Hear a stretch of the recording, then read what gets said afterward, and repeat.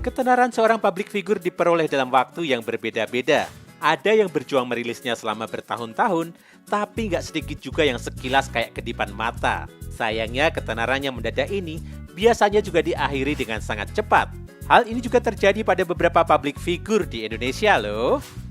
Ketenaran yang didapat secara instan biasanya diperoleh dari cara yang tidak lazim. Misalnya, Bowo Alpenlibe yang dikenal lewat joget-joget TikToknya, Bribtu Norman Kamaru yang juga melakukan hal yang serupa.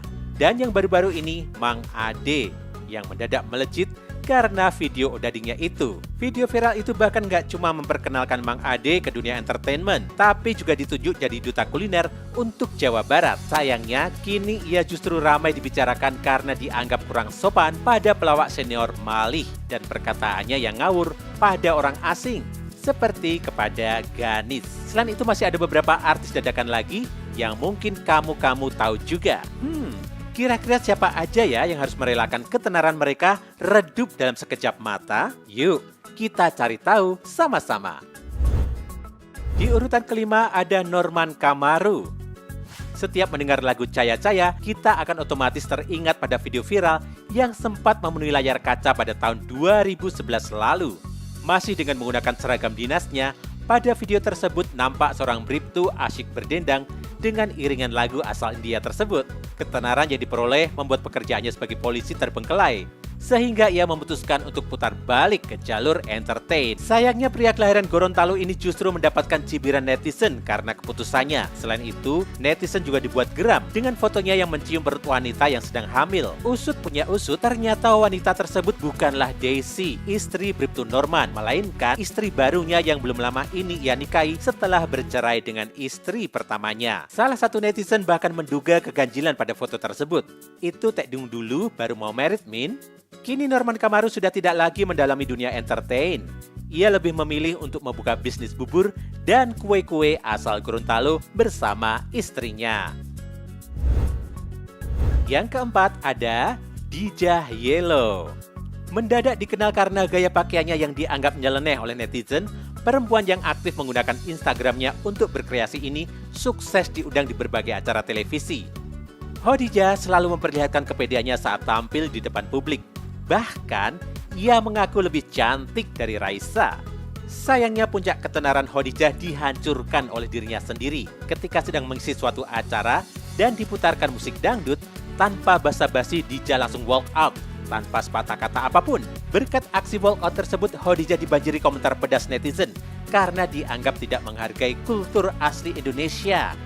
Sampai saat ini, dirinya sudah tidak terlihat lagi di layar kaca dan hanya sesekali membagikan kegiatannya melalui Instagram. Di nomor 3 ada Bowo Alpenlibe. Masih ingat bocah berusia 15 tahun yang terkenal berkat video-video di TikTok? Sebelum terkenal seperti sekarang, awalnya TikTok memang dianggap aplikasi yang hanya digunakan bermain anak kecil. Salah satunya Bowo Alpenlibe. Dengan gaya poni lempar dan behel di giginya, Bowo mampu membius kalangan ibu-ibu dan wanita seusianya. Setelah videonya ramai diperbincangkan, Bowo dengan senyum gigi khasnya kerap menjadi bintang tamu di acara talkshow. Bahkan dipercaya menjadi pemain sinetron Madun is Back. Sayangnya kepopuleran Bowo Alpenlibe terus meredup. Hal ini salah satunya diakibatkan oleh ramainya pemberitaan meet and greet yang mengharuskan membayar 80.000 jika ingin berfoto dengannya. Beberapa pihak menyesalkan hal ini, lantaran kebanyakan penggemarnya yang masih kecil dan dianggap belum pantas mematok tarif yang cukup tinggi karena karyanya yang belum seberapa. Ayo, ngaku nih, siapa yang dulu suka julitin Bowo tapi sekarang ikutan main TikTok? Selanjutnya ada Nurani. Pernah nggak kalian kepikiran ngefans sama artis sampai bisa jadi artis? Nah, keberuntungan ini sempat menjadi milik Nur Ramadhani atau yang lebih dikenal dengan Nurani.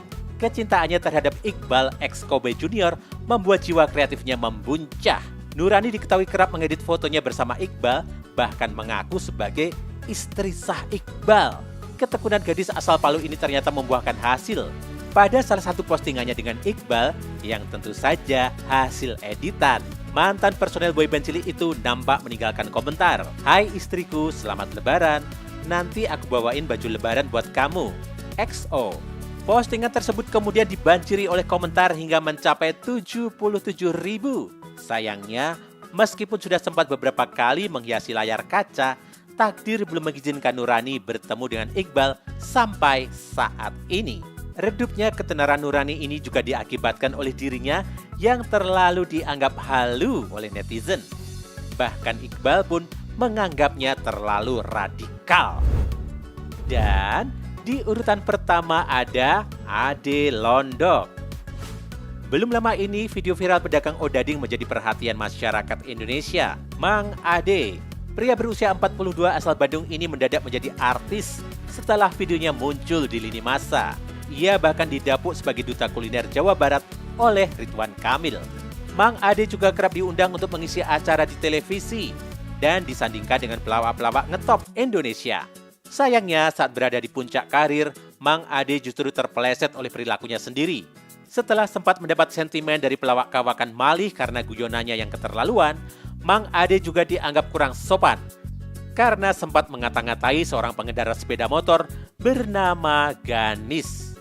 Karena beberapa kesalahan yang dilakukannya tersebut, Mang Ade mengaku lebih memilih untuk kembali ke Bandung lagi dan berkarya sesuai kemauannya.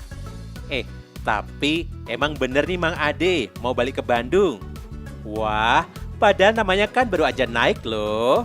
Ketenaran yang diperoleh dengan sekejap mata memang tidak bisa diandalkan. Hal ini bahkan sempat dibicarakan oleh salah satu penyanyi Indonesia yang sudah mencapai kancah internasional. Siapa lagi kalau bukan Agnes Monica. Buat saya sebenarnya orang yang terkenal karena prestasi. Kita jadi lebih bisa menghargai karya, proses, rendah hati. Terus endurance-nya lebih panjang, nggak cuma muncul, terus hilang.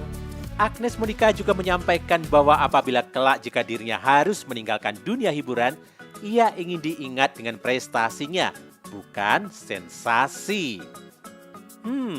Video sensasi terdengar cukup tidak asing ya akhir-akhir ini. Nah, kalau mbak yang suka nongkrong di mall mewah itu, apa bisa juga kita anggap sebagai pembuat sensasi? Well, gimana nih komentar kalian guys? Ditunggu ya.